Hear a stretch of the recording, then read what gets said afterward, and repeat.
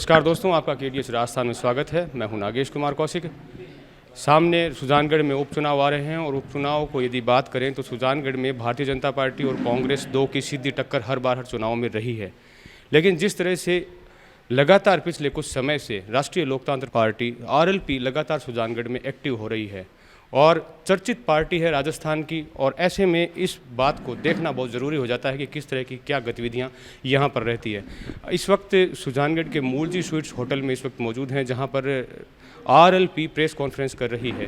क्या कुछ मुद्दे हैं और किस मुद्दों के साथ ये प्रेस कॉन्फ्रेंस की जा रही है और किस तरह की ये राजनीतिक हलचल है, समझने के लिए आइए देखते हैं। अभी फिलहाल में जो प्रेस कॉन्फ्रेंस वार्ता की जा रही है वो आने वाली 7 तारीख को किसान आंदोलन को लेकर की जा रही है। जो क्षेत्र के अंदर निजी मांगे हैं उनको लेकर हम किसान आंदोलन कर रहे हैं 7 तारीख को सांडवा के अंदर, जिसमें हमारी मुख्यतः जो किसान आंदोलन की जो मांगे हैं वो ये रहेगी कि संपूर्ण स्वामीनाथन आयोग की सिफारिश लागू की जाए और संपूर्ण कर्ज माफी की जाए। जो टोल है वो लूटा जा रहा है वो बंद किया जाए। जो बिजली दरें की रेटें बढ़ी हुई है वो वापस ली जाए और जो VCR भर के किसान को जो लूटा जा रहा है वो बंद किया जाए। और जो सिंगल पेज की सप्लाई है वो 24 घंटे पूर्ण रूप से की जाए। जो आज राज्य सरकार है, इन्होंने शुरुआत में जब आने से पहले कहा था कि हम 10 दिन के अंदर सारा कर्ज माफ़ी कर देंगे। हम लोग वो 10 दिन का अभी भी इंतज़ार कर रहे हैं, लेकिन उन लोगों ने अभी तक कर्ज माफ़ी नहीं की। और केंद्र सरकार जो तीनों काले कानून लेके आई वो किसानों को परेशानी में डाला। दोनों सरकार है वो निकम्मी है, केंद्र की भी और राज्य की भी, दोनों मिले जुले नौटंकीबाज कर रहे हैं। जो किसान आंदोलन के अंदर वाकायदा में तो राष्ट्रीय लोकतांत्रिक पार्टी के बड़े भाई हनुमान जी बेनीवाल ने किसान आंदोलन में पूरी भूमिका निभाई। अब कांग्रेस झूठा क्षेत्रों के अंदर जाकर जो नौटंकी कर रही है किसान आंदोलन के नाम पर, वो सिर्फ और सिर्फ झूठ है, क्योंकि वो लोग बॉर्डर पर एक दिन भी नहीं गए। देखो, सुजानगढ़ में पूर्व मंत्री मास्टर भंवरलाल जी के निधन होने से ये सुजानगढ़ सीट खाली हो गई। उस हिसाब से यहाँ उपचुनाव हो रहे हैं और कांग्रेस और बीजेपी पिछले 70 सालों से राजस्थान में दो ही बड़ी पार्टियाँ ये राज कर रही हैं। जनता इनसे दुखी है, बहुत ज़्यादा, बहुत से मुद्दे हैं उनको लेकर व्याकुल है, पर ये परेशानी किसको बताए। इसका हल थर्ड फ्रंट हनुमान जी बेनीवाल ने किसानों और नौजवानों की जो पार्टी बनाई है, जनता उन थर्ड फ्रंट की जो RLP पार्टी है उनसे जनता उम्मीद लगा के ये मानस बनाया है कि हनुमान जी बेनीवाल साहब आप RLP का यहाँ चेहरा उतारो, हम तन मन से सहयोग करेंगे।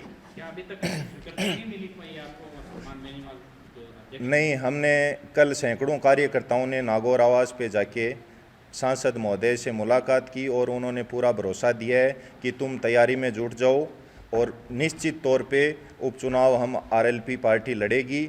और 7 तारीख को इसके उपलक्ष्य में 7 तारीख को सुजानगढ़ के सांडवा क्षेत्र में हमारी पार्टी ने किसानों और युवाओं की समस्या को देखते हुए एक प्रोग्राम भी रखा है, युवा किसान आक्रोश रैली।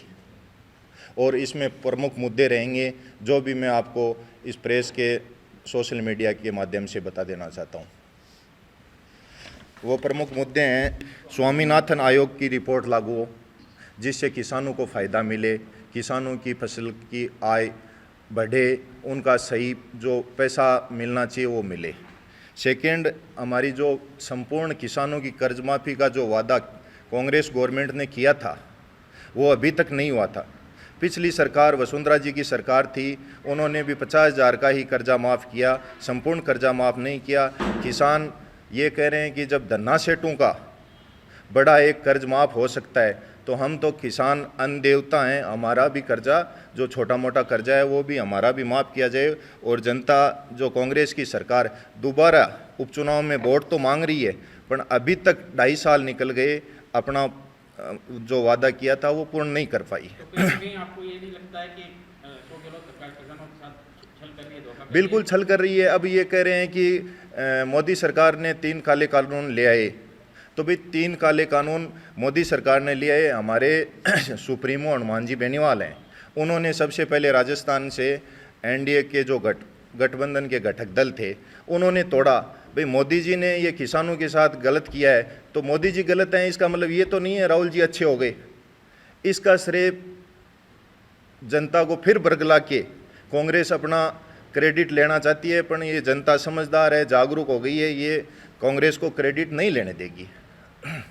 तीसरा हमारा जो मुद्दा रहेगा वो सिंगल फेस की जो विद्युत की समस्या है।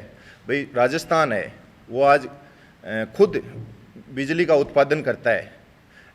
अब अपने भारत में कई स्टेट तो ऐसे हैं जहाँ बिजली का उत्पादन नहीं होता है, फिर भी 24 घंटे बिजली मिलती है, और वो भी दिल्ली जैसे स्टेटों में 250 यूनिट तो बिल्कुल फ्री मिलती है, उसके बाद में आधी रेट पे बिजली मिलती है। तो हम भी आपके माध्यम से ये बताना चाहते हैं कि भाई राजस्थान जब बिजली उत्पादन कर रहा है तो हमारी भी सोची जाए। किसानों के लिए बिजली प्रमुख होती है, और बिजली का जो रेटें बढ़ी है कभी किसानों ने विरोध नहीं किया। भाई किसानों ने विरोध नहीं किया, किसान अब उस किसानों के विरोध को एक जागरूक माहौल बनाने के लिए ही हमारे सुप्रीमो हनुमान जी बेनीवाल ने ये तीसरी पार्टी जो राष्ट्रीय लोकतांत्रिक पार्टी के नाम से पार्टी बनाई है। इसमें सिर्फ और सिर्फ किसानों की बिजली से संबंधी, टोल से संबंधी, युवाओं के रोजगार भत्ते से संबंधी ये हमारे प्रमुख मुद्दे रहेंगे। ये टोल टैक्स है। बट हमारे सुप्रीमो ने टोल टैक्स का मुद्दा काफ़ी बार उठाया है। जब रोड गाड़ी हम खरीदते हैं, गाड़ी का टैक्स एक बार में जो परिवहन विभाग है वो ले लेता है। जैसे अभी मैंने गाड़ी खरीदी है, उसका 1.25 लाख रुपये मेरे से पहले ही ले लिया गया है, तो ये बार बार फिर किस चीज़ का टैक्स? चुनाव लड़ने वाली आ रही है।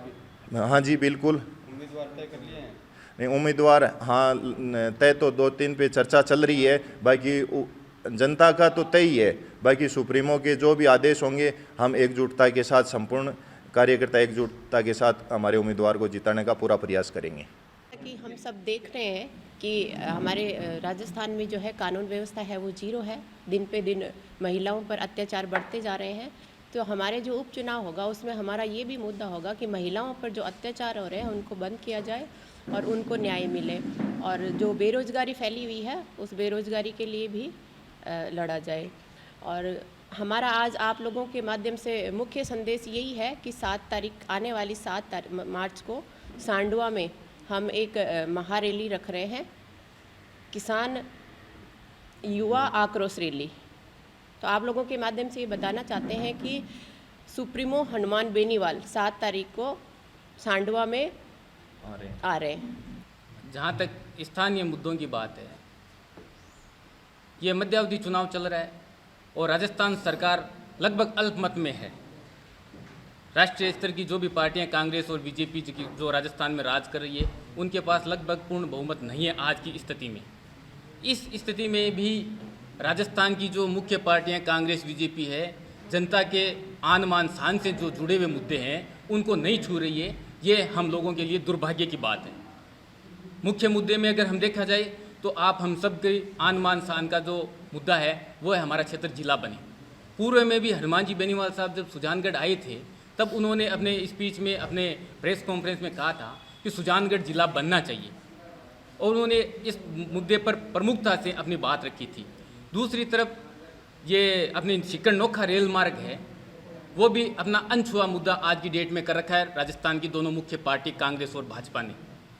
तीसरी जो सबसे बड़ी बात है कि हम लोग सुजानगढ़ से निकल करके जब बिदासर की तरफ मुख करते हैं तो ये ताल छापर मर्ग अभ्यारण्य का जो मामला है रोड का, आज वन विभाग और हाईवे अथॉरिटी के बीच में डिस्प्यूट के कारण अटका हुआ पड़ा है, जिसके कारण सुजानगढ़ के और बिदासर के जो आने जाने वाले लोग हैं या अन्य जो दूर दराज के आने जाने वाले लोग हैं उनको लगभग 5 से 10 किलोमीटर दूरी है वो तय करके और आना जाना पड़ता है। तो हमारा ये मुद्दा है पार्टी का कि भाई आप ताल छापर मर्ग अभ्यारण्य ओवरब्रिज वो बना करके और हम लोगों को इससे निजात दिलाएं।